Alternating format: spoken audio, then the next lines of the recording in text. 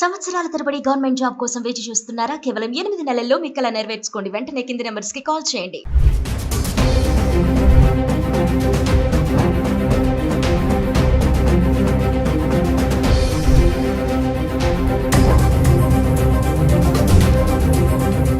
Hello viewers, welcome back to our channel. ప్రస్తుతం మనతో పాటు ఉన్నారు ఎంఎన్సీ ఎగ్జిక్యూటివ్ 25 ఇయర్స్ నుంచి అమెరికాలో ఉంటున్నటువంటి వీరభద్ర సార్ గారు. సార్తో మాట్లాడదాం. ప్రెసెంట్ అమెరికాలో సిచ్యువేషన్ ఎలా ఉంది అనేది.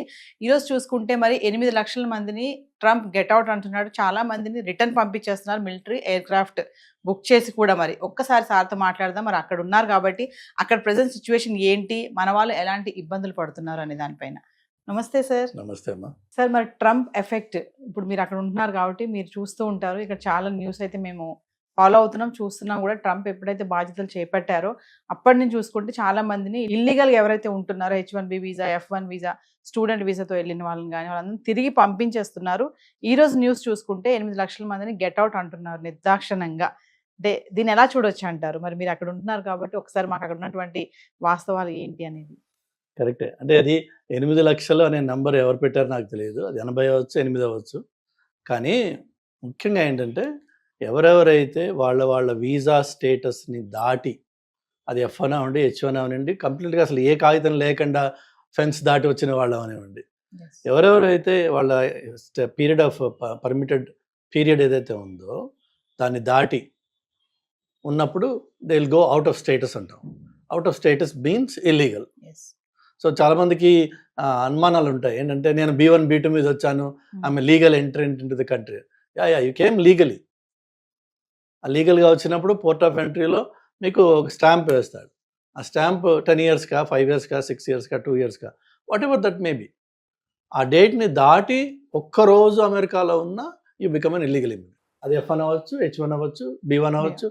రాయల్గా వచ్చిన వాడు కూడా ఆ టైం దాటితే ఇల్లీగల్ అవుతాడు. కానీ అందరు ఇల్లీగల్ ఎవరెక్కడున్నారని ఎవరికి తెలియదు. అన్ఫార్చునేట్గా ఏంటంటే ఈ వలలోకి ఎవరు వస్తారు, ఎవరిని ఇమ్మీడియట్గా పట్టుకుని వాళ్ళు తీయగలరు అనేది ఎవరంటే ఎవరెవరికైతే గత కాలంలో some tryst with the law, criminal history ఏమన్నా, క్రిమినల్ హిస్టరీ అంటాం. అంటే మళ్ళీ నేను ప్రతి క్రిమినల్ కాదని, అది క్రిమినల్ డజన్ మీన్ ఎవరినో పోటీ చేయడం కాదు. ఏంటంటే ఒక యాక్సిడెంట్ అయింది, లేకపోతే ఒక DW అయ్యింది, anything for that matter, you had an interaction with the law enforcement తోటి ఇంటరాక్షన్ అయితే ఆటోమేటిక్గా వాడు ఒక రికార్డ్ క్రియేట్ చేస్తాడు. క్రియేట్ చేసినప్పుడు మన స్టేటస్ ఏంటి, ఎప్పుడు వరకు మనకి వ్యాలిడిటీ ఉంది, అది ఈ వీళ్ళు ఈజీలీ యాక్సెసిబుల్ పీపుల్, వాళ్ళని చక్కగా వాళ్ళు ట్రాక్ చేసుకుని వచ్చి పట్టుకుపోతున్నారు. అది ప్రస్తుతం జరుగుతున్న పని. అది ఎవరెవరైతే ప్రయర్ క్రిమినల్ రికార్డ్స్ ఉన్నాయో, లా తోటి వాళ్ళకి ఎన్కౌంటర్స్ అయినాయో వాళ్ళు they are traceable. So these guys will trace them and push them out. అంటే సార్ అక్కడ లీగల్గా ఇల్లీగల్గా కూడా ఉంటారు కదా చాలా మంది. అంటే ఇప్పుడు ఈ ఎఫెక్ట్ అనేది ఇద్దరి మీద పడుతుందా, ఓన్లీ ఇల్లీగల్గా ఉన్న వాళ్ళ మీదేనా? ఓన్లీ ఇల్లీగల్గా ఉన్న వాళ్ళ మీదనే. ఓకే. లీగల్గా ఉన్న వాళ్ళ మీద మనం క్యారీ చేసి మనం ఏదైనా ప్రూవ్ చేయంగానే వాళ్ళు దే లెట్ యు గో. ఇల్లీగల్గా ఉన్నవాడి దగ్గర ఎలాంటి ఆధారాలు ఉండవు, వాళ్ళ దగ్గర కాగితాలు ఉండవు, ఏది ఉండదు. కాబట్టి they have to be remove. Paper documents కరెక్ట్గా లేకపోతే పంపించేస్తున్నామని చెప్పారు కదా సార్. అంటే ఏమేమి ఉండాలి కరెక్ట్గా? అంటే పేపర్ డాక్యుమెంట్స్ అంటే ఇప్పుడు పోర్ట్ ఆఫ్ ఎంట్రీలో మీరు ఎప్పుడైతే అమెరికాకి ఎంటర్ అవుతారో వచ్చినప్పుడు I-94 అని చెప్పేసి ఒక కార్డ్ ఇస్తాడు. మీ డేట్ ఆఫ్ ఎంట్రీ, మీ విజిట్ ఎన్ని రోజులు అక్కడ వ్యాలిడ్. స్టూడెంట్స్ అయితే 2 ఇయర్స్, 2 ఇయర్స్ తర్వాత వాళ్ళకి OPT 36 months. అగైన్ అందరికీ 36 కాదు, కొంతమంది 12 months ఉంటుంది. సో OPT పీరియడ్ డ్యూరేషన్ ఉంది. OPT తర్వాత they have to get an H1. H1కి మళ్ళీ again it is employer sponsored H1 visa అది. సో ఎంప్లాయర్ స్పాన్సర్ ఎప్పుడైతే అయిపోతుందో you automatically go out of status. So లీగల్గా ఉన్న వాళ్ళకి కావాల్సిందల్లా ఏంటంటే ఆ డ్యూరేషన్లో యు ఆర్ లీగల్ దే. అలా ఉన్న వాళ్ళని వాళ్ళు డిస్టర్బ్ చేయరు. ఈవెన్ ఒకవేళ 10 మందితో పాటు వీళ్ళొక ఇద్దరు తగిలిన వాళ్ళకి మీరు ఇమ్మీడియట్గా వాళ్ళకి ప్రూఫ్, డాక్యుమెంటెడ్ ప్రూఫ్ చూపిస్తే వదిలేస్తారు అక్కడ. అంటే F1 స్టూడెంట్ వీసా ఎవరైతే వస్తున్నారో మరి వాళ్ళు క్యాంపస్ లోపలే జాబ్స్ చేసుకోవాలి, పార్ట్ టైంగా చేయకూడదని కొత్తగా రూల్ ఒకటి తీసుకొచ్చారు. మరి ఎలా సార్ అదేంటి? అది కొత్త రూల్ అని ఎందుకు అంటున్నారు మీరు? అది ఎప్పుడైనా సరే రూలే అది. మీకు ప్రాబ్లం ఏమొచ్చిందంటే దొంగవాడు దొంగతనం చేస్తూ 4 ఏళ్ల నుంచి 3 ఏళ్ల నుంచి 5 ఏళ్ల నుంచి 10 ఏళ్ల నుంచి మేము దొంగతనం చేస్తున్నామండి. ఉన్నట్టుండి ఇప్పుడు మీరు వచ్చి ఎందుకు పట్టుకుంటున్నారు? నాకు ఒక హక్కు ఉంది దొంగతనం చేయాల్సిన హక్కు. అది తప్పు కదా. Yes. So it was always the same case. F1 మీద వచ్చింది, you are here on a student purpose, student visa. నువ్వు ఏ పర్పస్ మీద వచ్చావో ఆ పర్పస్ మీద నువ్వు ఉండాలి అక్కడ. దాన్ని స్ట్రిక్ట్గా ఎవరు ఎన్ఫోర్స్ చేయలేదు కాబట్టి మనము we are bend the law. And Indians of course మనం we are experts at bending law or breaking law. Yes. So we got away. తప్ప అది హక్కు కాదు. సో ఇల్లీగల్ ఇమిగ్రెంట్స్ అంటే కేటగిరీ ఎవరెవరు వస్తారు సార్ అందులోకి? అసలు మామూలుగా చూసుకుని ఇల్లీగల్ ఇమిగ్రెంట్స్ అంటే ఇప్పుడు చాలా మంది ఉన్నారు, ఉద్యోగాలు చేయడానికి వెళ్తారు, చదువుకోవడానికి కోసం వెళ్ళిన వాళ్ళు ఉంటారు, ఇంకా మనం అనుకున్నట్టుగా అక్కడ పిల్లల్ని కనేసి బస్ సిటిజన్షిప్ రావడం కోసం వెళ్ళే వాళ్ళు ఉంటారు. ఇల్లీగల్ ఇమిగ్రెంట్స్ అంటే ఎవరు ఏ కేటగిరీలోకి వస్తారు సార్? ఎవరైనా సరే మీరు ఒక వీసా తోటి కంట్రీలో ఎంటర్ అయ్యారు, ఇట్ డజంట్ ఇవన్నీ ఈ ఆల్ఫాబెట్స్ వదిలేసేయండి, LOF H ఇవన్నీ. మీరు ఒక కంట్రీ, ఇది భారతదేశం మీ సొంత కంట్రీని వదిలి అమెరికాకు వచ్చారు. వచ్చినప్పుడు మీకు ఒక వీసా అనేది ఇక్కడ కాన్సులేట్లో ఇచ్చేదేమో only it's a permit to travel చేసి అక్కడికి ఎంటర్ అయినప్పుడు CBP అంటారు వాళ్ళు, బోర్డర్ కంట్రోల్ వాళ్ళు. అక్కడ ఒక ఆఫీసర్ మీకు I-94 స్టాంప్ చేస్తాడు. ఎంత డ్యూరేషన్ I-94 ఉందో అన్ని రోజులు you are legally in America. దాని నుంచి దాటి even 1 hour pass that your illegal. Plain and simple. అందులో మళ్ళీ వాడు గోడ దూకి వచ్చాడు కాబట్టి వాడు ఇల్లీగల్, నేను ఫ్లైట్లో వచ్చాను కాబట్టి నేను లీగల్ లేదు. అది మీ డ్యూరేషన్ టైంలోనే మీకు ఎప్పటివరకు ఆ వ్యాలిడిటీ ఉందో అప్పటివరకు మీరు లీగల్ ఇమిగ్రెంట్. ఎప్పుడైతే అది స్టేటస్ అది పోతుందో, స్టేటస్ పోయింది అంటే అదే అనమాట, ఆ డేట్ ఎక్స్పైర్ అయిపోయింది అంటే యువర్ ఇల్లీగల్. ట్రంప్ సార్ ఈ ఇల్లీగల్ ఇమిగ్రెంట్స్ ని అంటే ఎప్పటి నుంచో ఫస్ట్ నుంచి చూసుకున్నా కూడా ముందు సైన్ చేసింది దీనిపైనే. అప్పటి నుంచో ఎన్నికైనప్పటి నుంచి కూడా అంటున్నారు కదా, ఫస్ట్ నాది ఏంటంటే ఇల్లీగల్ ఇమిగ్రెంట్స్ పైనే మేము జూలుని చూపిస్తాను అంటున్నారు. ఎందుకు అంటారు? రీజన్ ఏంటంటారు దీని వెనుక ఉన్నటువంటిది? మల్టిపుల్ రీజన్స్ ఉన్నాయి దానికి. పొలిటికల్ రీజన్ ఏంటంటే some of the deep red states అంటాం అక్కడ కొన్ని, అక్కడ there is an aversion towards immigrants. అది కూడా పర్టికులర్లీ మళ్ళీ అగైన్ కొన్ని కమ్యూనిటీస్ నుంచి వచ్చే వాళ్ళ మీద వాళ్ళకి ఎక్కువ కక్ష ఉంది. ఏంటంటే వాళ్ళు వచ్చేసి మా జాబ్స్ తీసేసుకుంటున్నారు అని ఒక సెంటిమెంట్. అది actually that's not true also. వాళ్ళు వచ్చి పడే కష్టాన్ని ఏ అమెరికాలో పుట్టిన ఏ ఒక్కడు కూడా ఆ లెవెల్లో అందులో 50% కూడా కష్టపడరు. అక్కడ ఉన్న వాళ్ళు లోకల్ అమెరికన్స్ ఎవరెవరైతే ఈ ఇమిగ్రెంట్స్ వచ్చి మా జాబ్స్ దొంగిలిస్తున్నారని అనుకుంటున్నారో వాళ్ళు చేసే పని వీళ్ళు ఎవ్వరు కూడా చేయరు.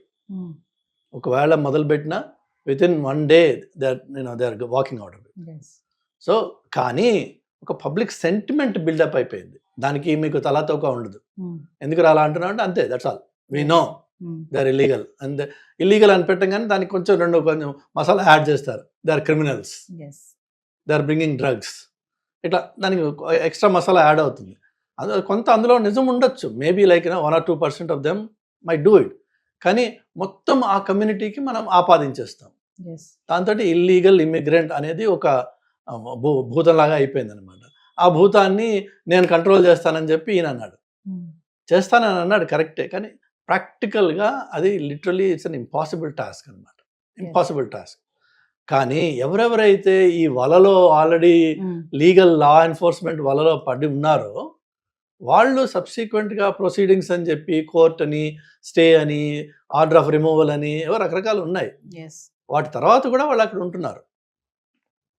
సో ఆ లీగల్ ప్రొసీడింగ్స్ అన్నింటినీ ఈయన షార్ట్ సర్క్యూట్ చేసి నీ పేరు ఇందులో ఉందా, okay right you're on the flight. So ఆ విధంగా ఒక ఎగ్జిక్యూటివ్ ఆర్డర్ ఆయన ఎన్ఫోర్స్ చేస్తున్నాడు. ఇట్స్ ప్యూర్లీ టు సాటిస్ఫై ఏదైతే ఆ భూతం ఏదైతే ఉందో దాన్ని నేను చంపేస్తానని చెప్పి చేస్తున్నాడు. సో ఎవరికైతే ఇలాంటి లా ఎన్ఫోర్స్మెంట్ తోటి ఎన్కౌంటర్ లేకుండా అండర్ ద రేడార్ ఉంటున్నారో వాళ్ళు వీళ్ళకి దొరకరు అంత ఈజీగా, వీళ్ళకి కష్టం. ఇప్పటికే ఆల్రెడీ చాలామంది అలాంటి వాళ్ళు ఇళ్లలో ఉండిపోయి బయటికి వెళ్ళకుండా somehow they are trying to survive. Maybe ఈ వాతావరణం 6 నెలల్లో సర్దుకుంటుందేమో, కానీ వాళ్ళు కూడా 6 నెలలు సంవత్సరాలు ఇంట్లో ఉండలేరు. సంపాదన కావాలి కదా ఎవరికైనా సరే సర్వైవల్కి. So somehow they have to come out. Trump ఒక స్లోగన్ చెప్తా ఉంటాడు కదా sir, make make America great again అనేసి. అంటే ఇదంతా స్లోగన్ ఎప్పుడు ఉంటూనే ఉంటారు కదా. అంటే అమెరికా ఎప్పుడు కూడా గ్రేట్, అంటే వాళ్ళ కోసం ట్రంప్ ఏం చేయడానికైనా రెడీ అంటారా? వాళ్ళ కోసం వాళ్ళ కోసం అంటూ ఒక మాట లేదు అక్కడ. అది అండర్ టోన్స్ ఉంటాయి, డిఫరెంట్ ఒక్కొక్క స్టేట్మెంట్కి అండర్ టోన్స్ ఉంటాయి. వైట్ సుప్రమసీ అని, లోకల్ ఫస్ట్ అని చెప్పి ఇలా ఉన్నాయి రకరకాలుగా. మనం అస్యూమ్ చేసుకోవచ్చు, but that's not the fact on the ground. అది కాదు, అసంప్షన్స్ అవే. ఇన్వెండోస్ మీరు లీడ్ చేసేది అటువైపుకే వెళ్తుంది. కానీ ఏంటంటే make America great again is basically saying we need to take care of the local people first before importing. ఈ మిలియన్స్ ఆఫ్ ఇమిగ్రెంట్స్ వచ్చే ముందు లోకల్ పీపుల్ని మనము కేర్ చేయాలి. ఆ కేర్ చేయడంలో వచ్చిన ప్రాబ్లం ఏంటంటే, నువ్వు ఇమిగ్రెంట్ని పంపించేసినంత మాత్రాన వీడు పడిపోతాడా? కాదు. వీడికి ముందు చదువు వచ్చి, సంధ్య ఉండి, బాగుపడి, డిసిప్లిన్ ఉండి, ఈ ఇమిగ్రెంట్ వచ్చి తీసుకునే జాబ్కి తను రిప్లేస్ చేయగలిగిన కెపాసిటీ కావాలి. ఫర్ ఎగ్జాంపుల్, ఇప్పుడు AI data is the hottest cake today. ఇప్పుడు ఏఐ డేటాలో అందరూ ఇమిగ్రెంట్సే ఉంటారు, ప్రాబబ్లీ 100%. ఇప్పుడు ఆ 100% తీసేస్తే, ఆ లీగల్ ఇమిగ్రెంట్స్ చేసే జాబ్ని తీసేసి లోకల్ అమెరికన్స్ నేను ఇవ్వాలి అనుకుందాము. అంటే వాళ్ళకి ఫస్ట్ ఆ లెవెల్లో చదువు ఉండాలి కదా. ఆ లెవెల్లో చదువు ఉంటే అసలు ఈ గొడవే లేదు, వాళ్ళకి కూడా ఆ జాబ్స్ వస్తున్నాయి. ఈ కంపెనీస్ ఏమో ప్రిఫర్ చేసి ఓన్లీ H1 క్యాండిడేట్ని హైర్ చేస్తాననే పరిస్థితి కాదు. ఇన్ఫ్యాక్ట్ H1 అప్లై చేసే ముందు company employer has to prove that మేము లోకల్గా పబ్లిష్ చేసాము, మాకు ఇన్ని రెజ్యూమేస్ వచ్చాయి, మేము ఇంతమందిని ఇంటర్వ్యూస్ చేశాము, బట్ అన్ఫార్చునేట్గా మాకు కావాల్సిన ఈ క్రైటీరియాలో క్వాలిఫికేషన్ ఉన్న, ఎక్స్పీరియన్స్ ఉన్న వాళ్ళు దొరకలేదు, అందుకని చెప్పి మేము బయటకు చూస్తున్నాం. బయట ఏంటంటే H1 కోసం చూస్తున్నాం మేము అన్నది వాళ్ళు ప్రూవ్ చేయాలి వాళ్ళు. సో ఇట్స్ నాట్ జస్ట్ ఏదో క్యాజువల్గా H1 తీసుకొచ్చేస్తాను, పెట్టేస్తాను, అది కాదు. So legal protections for local labour are always there. But if the local labor is not educated enough, they're not skilled enough, then some of these jobs can only be filled by immigrants. అందుకని చెప్పి ఇమిగ్రేషన్కి వస్తుంది అన్నమాట. So ఓవరాల్గా మీరు అక్కడ ఉంటున్నారు కాబట్టి మీకు సిచ్యువేషన్ తెలుసు కాబట్టి ట్రంప్ ఈ విషయంలో చాలా సీరియస్గానే ఉన్నాడు అనుకుంటున్నారా? అంటే ఇల్లీగల్గా ఎవరైతే ఉన్నారో వాళ్ళని ఇమీడియట్లీ అందరినీ కూడా పంపించే ప్రయత్నం ఆల్రెడీ స్టార్ట్ చేసేసారు. మొత్తం ఇంక జల్లెడ పట్టి అలర్ట్గా ఉంటూ వాళ్ళందరినీ కూడా బ్యాక్ పంపించే ప్రయత్నంలో ఉన్నారంటే ఏం చెప్తారు ఫైనల్గా? చేస్తారు, ఈ ప్రయత్నం కంటిన్యూస్గా ఉంటుంది. ఇది కంట్రీ లోపల రైడ్స్ చేయడము, జనాల్ని పట్టుకోవడము, అది వాళ్ళు ఫస్ట్ హ్యాండ్ ఎప్పుడు చేయగలరంటే ఎవరెవరైతే లీగల్ సిస్టంలో ఆల్రెడీ ఒక రికార్డ్ ఉందో వాళ్ళని డెఫినెట్గా they will target, they will catch them. మిగిలిన వాళ్ళు ఈ వేడి కొంచెం తగ్గుతుంది. లాస్ట్ టైం ట్రంప్ ఆఫీస్లో ఉన్నప్పుడు కూడా బోర్డర్స్లో సీరియస్ ఎన్ఫోర్స్మెంట్ ఉండేది. ఎవరెవరైతే ఆ వాల్స్ జంప్ చేసి వస్తారో వాళ్ళని డిటెన్షన్లో పెట్టడము, పిల్లల్ని వాళ్ళ పేరెంట్స్ నుంచి సెపరేట్ చేసి వేరే డిటెన్షన్లో పెట్టడము, అప్పుడు చాలా ఇష్యూస్ అయినాయి లాస్ట్ టైం. సో అదే same thing will continue again. కానీ ప్రతి ఇంటికి వెళ్ళి డోర్ టు డోర్ నాక్ చేసి స్టేటస్ చూసి ఎవరు లీగల్ ఎవరు ఇల్లీగల్, అది first of all American law prohibits that. You cannot, మాకు రూల్ ఏంటంటే you cannot enter anybody's door.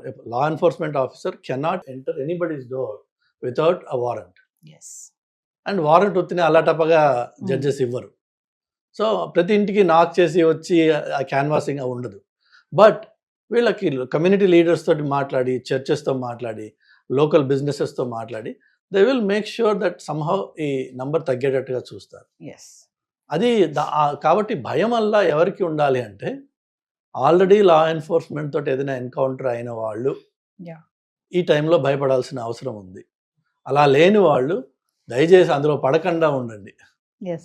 అప్పుడు కొంచెం మీకు ఎక్స్ట్రా బ్రీదర్ లైఫ్ లైన్ దొరుకుతుంది భగవంతుడి దయ వల్ల. లేదు ఇక్కడ వేరే ఏ ఎన్కౌంటర్లో అయినా సరే, రీసెంట్గా ఒకటి అయింది అట్లా, నాకు తెలిసి ఒక షాప్లో ఒక అతను ఇట్లా ప్రయర్ రికార్డ్ ఉన్న వాడిని పట్టుకోవడానికి వాళ్ళు వెళ్ళారు, ఐస్ వాళ్ళు. వాడిని పట్టుకున్నప్పుడు ఇంకొక నలుగురు అక్కడ వర్క్ చేస్తున్నారని వాళ్ళు కనిపిస్తే వాళ్ళని కూడా పిలిచి నీ కాగితాలేవు అని వెరిఫై చేశారు. అందులోంచి ఇంకొకటి దొరికాడు, వాడు కర్మ.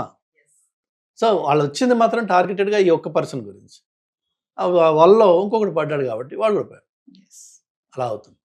Thank you sir. Thank you. Hi. మొట్టమొదటిసారిగా మన విజయవాడలో క్లాస్ రూమ్ ట్రైనింగ్ అండి. 1 డే క్లాస్ రూమ్ ఎన్విరాన్మెంట్‌లో ఆఫ్‌లైన్ వెబినార్ జరగబోతుంది. అండ్ ఇంట్రెస్ట్ ఉన్న పార్టిసిపెంట్స్ ఈ కింద స్క్రోల్ అవుతున్న నంబర్‌కి రింగ్ చేసుకొని సీట్ బుక్ చేసుకోండి. దీంట్లో ETFs, index funds and mutual funds మీద completely and hand holding experience మీకు ప్రొవైడ్ చేయబడుతుంది. దీని ద్వారా ఏంటంటే మనం అసెట్స్‌ని స్టాక్ మార్కెట్‌లో ఎలా మేనేజ్ చేసుకోవాలి, ఎలా గ్రో చేసుకోవాలి, ఎలా ప్రొటెక్ట్ చేసుకోవాలో అంటే ప్రాక్టికల్‌గా నేర్చుకుంటారు.